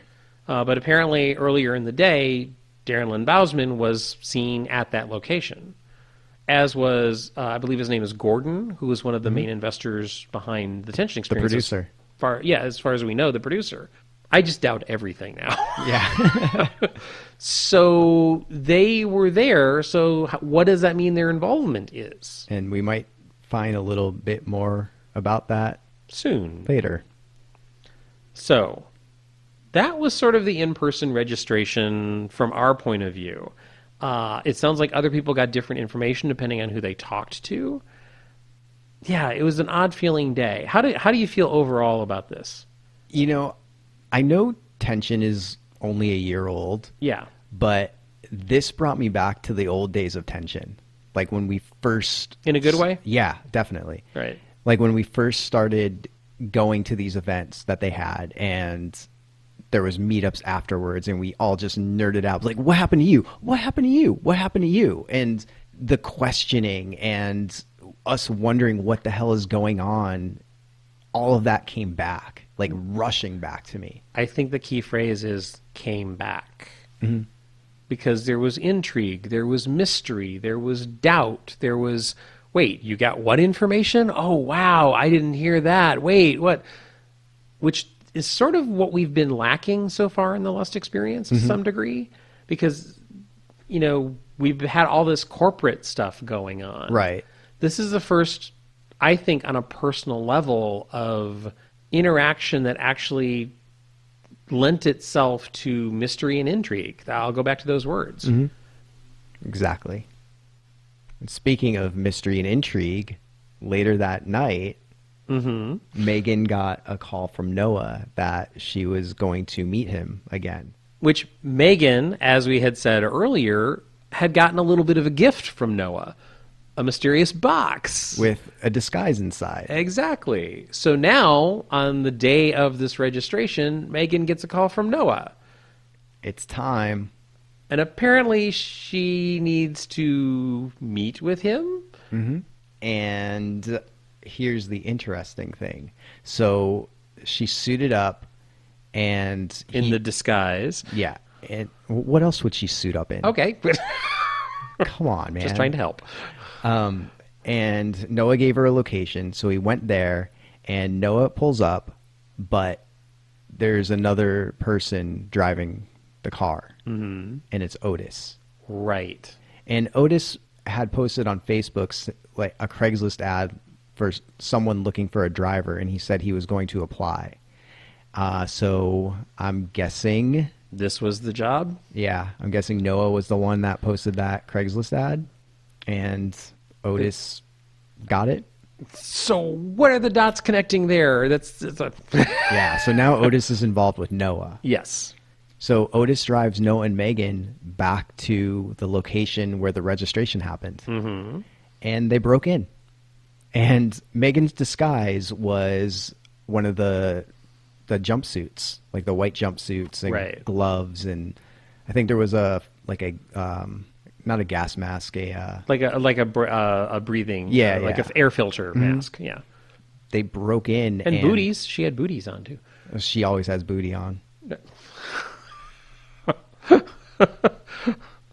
Meghan, that was Mike. Just to clarify. Lust. All right.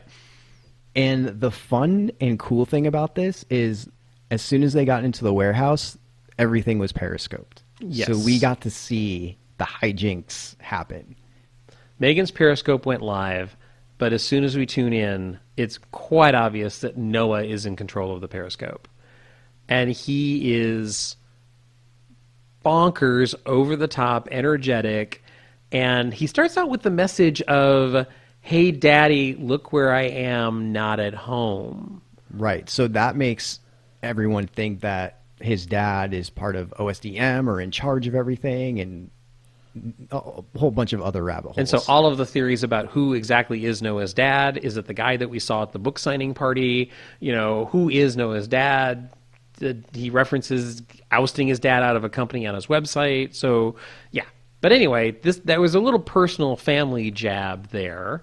And then he starts telling Meghan what to Periscope. And they do a sweep of the interior room where we had the registration. Obviously, a bunch of the tables and stuff had been removed. And he reveals something on the floor, and he takes the Periscope and shows Meghan in her disguise, and then he gives Meghan a task. And he points the Periscope, the phone, to the floor. And there's a whole bunch of pieces of paper all on the floor. And immediately the first thing I thought of, Mike, was, okay, wait a minute. we had talked about, what if you put all these weird little planets together? I wonder if they reveal anything. And then the second thing I thought of, like, oh my God, all those pages were numbered. Mm-hmm. And obviously they were meant to go in a very specific order, and they had been laid out on the floor that way. So he gave the task to Meghan of start to uncover, to flip all of these pieces over, because they were all blank. So, or actually they were our signatures. So Meghan starts to flip those over. And then Noah decides to go on a bit of a rant. Now, Mike, near the beginning of this whole Noah Periscope thing, after hours in the registration location, he called us knuckleheads. Yeah. Like, not a way to win friends. And if he has all this info, why didn't he try to stop us beforehand? Yeah, but we're getting a little ahead of ourselves. He called us knuckleheads for signing those forms. Because we had no idea what we're getting ourselves into. Absolutely, which he's got a valid point. Yeah. So he makes very specific reference to his dad, and he basically explains that the one piece of power that he now has, and in the Periscope he goes over to a couple of boxes and he shows these boxes, and he tells his dad on the Periscope that he's got all of the OSDM info that was gathered on all of the people from the tension experience, which I find it really interesting that he says, you know, from your previous experiment. Right. Now, I found something that I think we can dive right into. Hey, Dad, do you remember these? Huh? These look familiar? I bet they do, I bet they do, I bet they do. Yes. Here is all the precious, emotional data from your previous experiment and all the people that you mined it from. I think that's a really interesting phrase. So, are we literally lab rats? Oh, yeah. I didn't really ever see us that way during tension. I didn't either. But this really does look like there's power playing with people's lives. Mm-hmm. And he's emphasizing that by the fact that he now has these secrets in his possession. He also, oh my God. What? I just thought of something. Yeah? Okay. In the Periscope, he also mentions how he screwed up because they sent him into Ascension and he screwed up. To contain the mess near the end, right, when things were getting out of hand. And he failed. Yeah. He basically admitted that. And hey, remember when you had me go in to try to contain everything? Said everything's getting way too contaminated. I need you to go there and clean it up and fix it. And boy, did I go in, and I was a huge fucking failure. I really was. But it was so much fun. So much fun. Do you remember me telling you about how him and I were trapped in the TV room together? Oh, yeah. He started to cry? Yeah. Maybe that's why. Because he realized he screwed up. Maybe. Because as much as I hate to say this, he does seem to have a human side. Yeah. That's interesting. Yeah, it makes you wonder what the meaning of that sequence was with you. Yeah. Because I think you have witnessed...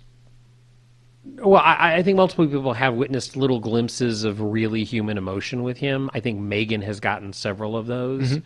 But you got one of the earliest ones. Right. Interesting. Yeah, he does make reference to how the fact that he had failed when he had been sent in to clean up the mess that tension was near the end. But he walked away with those secrets, Mike. And if he's got that and he's considering that power, what does that mean? Right. It means OSDM has plans for that information, he thinks. Well, also, it seems that OSDM or whoever has plans for Sarah, because he said he would release it if they don't release her. So sounds like they have her. Well, it does sound like that, but he kind of explains the beginning of Lust. Because he acknowledges, like, you know what? It was a good idea for Sarah to try to get me back in line. And he kind of chuckles and says, but you know, I'm a handful. So he's very aware of how reckless his behavior is, and he's admitting to that. And he admits that, I think, to some degree, or maybe not admits, realizes that he has put Sarah in danger because Sarah had a job. Sarah had the job to contain him, and she failed. Much like it sounds he failed to contain the problems with tension. Right. I know that this is still the only power that I have. Small as it may seem, but for the time I can deal with it. Because you know why? Because I got the fucking secrets. Yeah. And so I think it would be very good of you to let her go. Because if you don't, I'm going to shed as much fucking light as I want to, and you will be exposed, and I know that you don't want that. So he's now trying to bargain for Sarah's protection and safety. Right, which it appears that he actually does love her and care about her. Yeah. And to be totally honest, I'm surprised by that. Paper doll. Perhaps. I don't know. I don't know. He does say it would be a good idea for Dad to let her go. So he's calling for some sort of bargaining. Mm-hmm. So I don't know if he would give all of that information back to the OSDM if Sarah is made safe. But, he flat out tells us that we don't know what you've gotten yourselves into. And the way he makes that point is he does the reveal on the Periscope, because Meghan, during all of this sort of rant that he goes on and him talking to his dad through the Periscope, Meghan has been fulfilling her task of turning all of those pieces of paper over. Get a good shot of that. Look at what you silly motherfuckers signed up for. And what do you think that is, Mike? It's a logo for something. Yeah. It's a snake eating itself. And I'm not sure, is it the eye in the middle? It looks like an upside-down eye with fire or something along those lines. Which looks like the Lust logo, but it's different. It's very similar to the logo on the Lust page. Yeah. But underneath it, it says, "I pledge my desire for their sacrifice and freedom." And Noah flat out says, you guys don't know what you've signed up for, what you've gotten yourselves into. Right. He sort of gives an ultimatum at the end. He says that he expects to go back to business as usual, which is him telling people what to do and how to do it, which he obviously enjoys, and Sarah will be safe. Mm-hmm. That's it. So we don't know where this has led. Yeah, we don't know. There's so many questions. Is he against the investors? Is he part of the investors? Are the investors part of OSDM? Do they control OSDM? Does OSDM control them? Do the Sinclairs, where do they fall into all of this? Who is his dad? I think we know one thing for sure, though. One theory we can end and squash is that Otis is not Noah's dad. I think that's pretty safe, yeah. Yeah. One check off the list out of we the have figured thousands. out one thing. Hopefully. So, I think that's pretty safe to say because he was hired to do that driving job. But knowing this universe, somehow Otis had the helmet on and is Noah's dad or something like that. Do you think the helmet will come back? I don't doubt it. But who knows? And Brian hit up Clint just about registration, and it's really interesting because Clint asked him, "Why do you keep going back? Do they have something on you? I don't want to be involved," and you keep walking in. And then Brian explained his reasons, and Clint responded with, "Everything is fucked. I can't help anyone further than I already have." So this is important for what we're going to get to in a few minutes, Clint saying this. And then also that night on the Lust Facebook, there was a picture and it said, "Prologue ends, Chapter 1 begins." Mm-hmm. So that was just the prologue? Oh, man, we are so screwed for Chapter 1. So then it was kind of quiet for a couple of days after registration. Then Mike Rizzo, got a phone call. Yeah. Because there was some talk on the forums early on when the Noah Sinclair emails started going out. Rizzo was the only person that had a date attached to his. So it said, you're going to be in the seminar on 5/5. Right. And so that got brought up on the forums again, saying, hey, like, is this going to happen? And apparently Noah and Sarah saw the activity on the forum because they reached out to him. So Noah called him first and asked him, oh, you had a date with my wife today, correct? And Rizzo told him yes. And Noah told him that he's been too busy wiping shit and mucus, but Sarah is safe. And he's told Rizzo, again, thank you for the patience as we deal with our shit. This is not a cancellation, but a rescheduling. Well, also, didn't he make a reference in that where Noah said something along the lines of, I've been dealing with some weird shit? Yeah, Well, I want to know what in Noah Sinclair's life weird shit is categorized as. Like, what would that guy consider weird shit? I just find that an interesting thing to ponder. So just planting that seed, run with it if you want. Sure. And then a little bit after Noah called him, Sarah called him. And it sounds like Sarah didn't get the memo from Noah that this meeting got rescheduled and pushed. So she called Rizzo just to confirm the meeting and asked if the evening would work, and he said yes. And she said she wanted to go over the remodeling of the master bedroom and if she could call tomorrow and work out the location. So there's a couple theories about that, thinking maybe someone walked in on her as she was on the phone with someone him. was overhearing the phone call. Right, so she had to cover her tracks, which makes sense. And here's the thing. If she has been held captive, which is a theory, because Noah was saying about Sarah needs to be safe, you'll let her go, is that part of the reason? Like, she called Rizzo to make the appointment, but Noah said that there was going to be not a cancellation, but a rescheduling. Like seriously, maybe have Sarah and Noah not reconnected at this point? Right. Yeah, because especially if... We don't know if Sarah and Noah are together. Yeah, that's exactly it. Based on what he said in the Periscope, I'm leaning towards they are not together and she's being held somewhere. Maybe she got out for this meeting. Maybe she escaped? Well, I don't think it's being held as in you're tied to a chair or chained to a wall type of being held. I think it's more of like a reverse safe house. Like, you're coming with us, you're staying here, no contact, none of that. Constant monitoring. Yeah. Okay.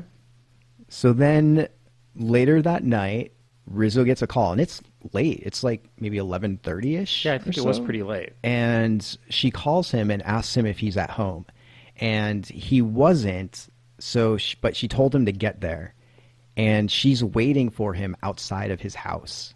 Right, which his description of her, God damn it, I hate it when I feel sympathy for people I don't like. And Sarah has rubbed me the wrong way a couple of times, but she sounded so pathetic, and that's not like a judgy, like calling her pathetic. It just sounded like a pathetic situation. It was raining. He said, like, she was literally drenched and standing outside of his house. Yeah, like, that's got to be miserable. It was cold. Mm-hmm. So that's a shame that anyone is in that position. Yeah, his description of that meeting, it seems like it was really, really brief, Mike. Mm-hmm. But very important. Apparently, one of the first things Sarah did when Rizzo got there was immediately wanted to see his phone and stated that she wanted to make sure that it was off. So Rizzo showed her his phone to prove that it was off, and she said something along the lines to him of they're listening always. So they have our phones tapped at all times, and I need to make sure that we're safe, which I guess is apparently why she wanted to see his phone turned off. And she said, I got your info from this. They have all of this info too.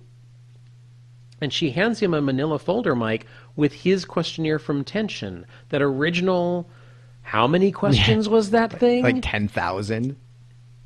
So all of that personal data that they supposedly mined from all of us last year, she turned over his manila folder with his questionnaire. saying that they, whoever they is, have all of that information on all of us. So I think all of those questionnaires are still in play, apparently. Yeah. And all of that information is still in play. Crap. For those of us who answered those questionnaires pretty damn honestly, that's, I don't know. Now we know why the how many times do you masturbate a day question comes into play. Lust. Yeah, right. After that exchange, she asks if Rizzo has a dog, which apparently he does, and she hands him a toy turtle, like a dog chew toy. Or in the Periscope, he called it Gamera, or somebody else on the Periscope nicknamed it Gamera, and he picked that up. But and she said, "Here, this is for your dog." She then warns him, or at least the way I interpreted this, Mike, was that it was a warning of some kind. Was that she said, "You don't know them, but you will now. You'll see who they truly are. I'm sorry. I am so sorry." And he said after that point, she basically ran up the street into the darkness, assuming that there's probably a riot waiting to take her away. His description, he went to the forums and he described this encounter, and I find it interesting that he specifically wanted to draw attention to the fact that this seemed so human and vulnerable on her part, which really does... I don't know. I don't know how I feel about that, but there's glimpses of her, through this whole experience where she's the type of corporate person that, toes the party line and is always businesslike even in her personal life. And now that we are seeing more and more glimpses of her with the facade down, which has happened a couple of times, and I'm really curious to see her and Noah together again to interact again. Wow. Because I'm curious to see what the vibe will be if we get the chance to see them together again. That's a very delicate flower of you. No, it's not. No, it's not. I'm Okay. not a delicate flower. But the reason I say that is because, the whole, when they had the Orange County meetup where, she and Noah arrived, there was that weird standoffish vibe. But she obviously has another side to her. I wouldn't say obviously. I think from what Rizzo said... Yeah, but she's showing us what we want to see. Like, that's another manipulation point. God, you're so cynical. Hey. I'm buying into this and I don't care for the her. And yet I'm the one with the sympathy. Did you say you don't care for the hurt? So, no, you don't care. I don't care for her. Oh. So I was like, wow.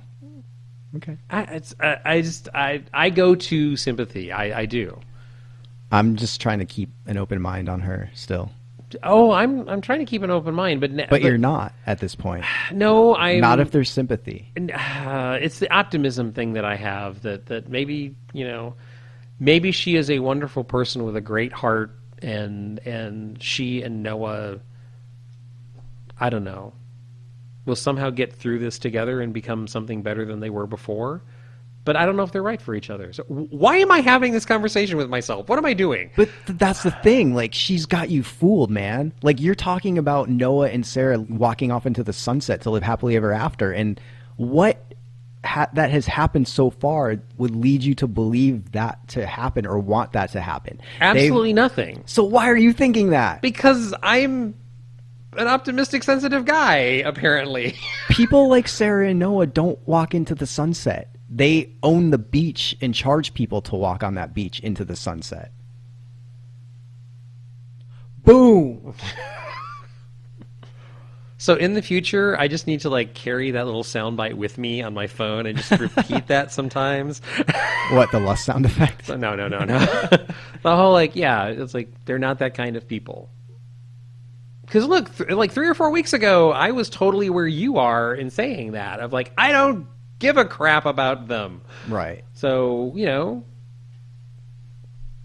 I don't know. I just find that I find this exchange, this weird little, it's like a door opening onto something new with Sarah. And the same with the Noah Periscope as well. I think that's kind of like a step into something new with him. But the vulnerability thing here, that was so unexpected to me. Because it's But what better way to get people on your side?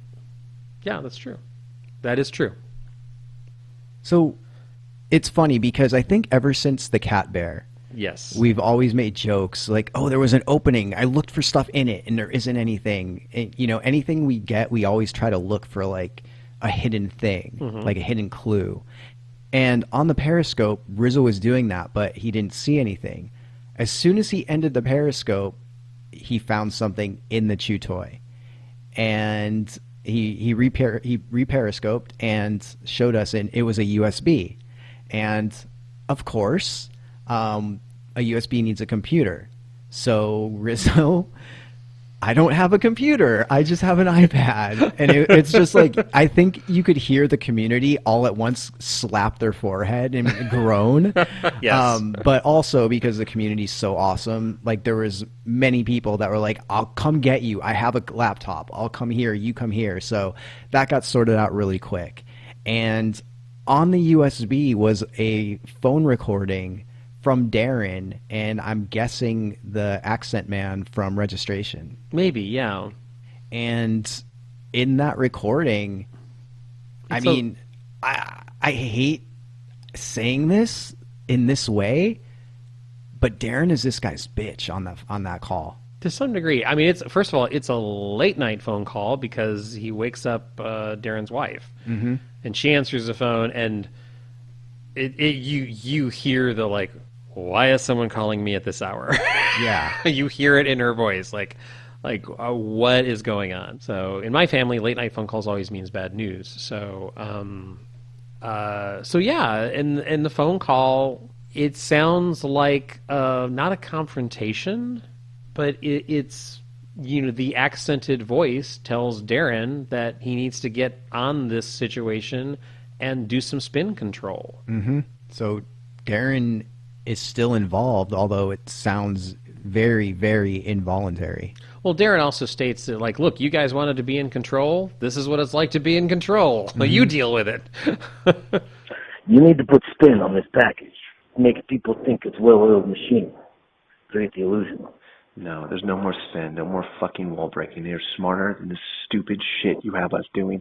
You guys wanted to control it, so fucking control it. But by the end of the phone call, you get the impression that the guy is insisting that Darren spin this, and Darren says, like, you guys have us doing stupid stuff. Nobody's buying into it. The community is smarter than you think. So I don't know what to get from that phone call. What do you think, Mike? Well, so at the end of the phone call, the man with the accent tells Darren to call Clint and that they need to make these people think that the small dog lover is back at the keyboard.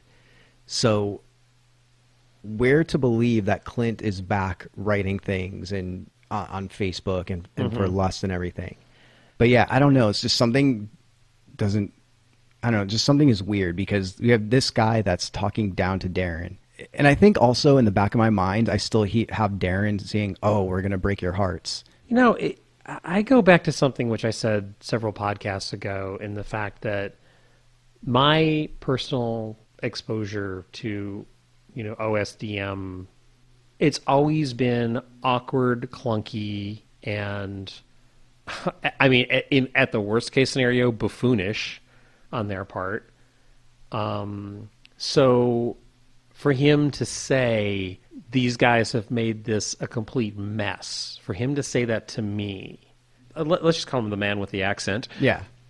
Is he referring to OSDM? And the reason I go there is because they're the ones who've been data mining. They're the ones that Noah said, like, look, I have all these secrets that were data mined from your participants. And, the OSDM supposedly was in charge at the very end there when, they shamed Addison the way they did publicly and said, like, look, this box of information is the value, not you. I don't know.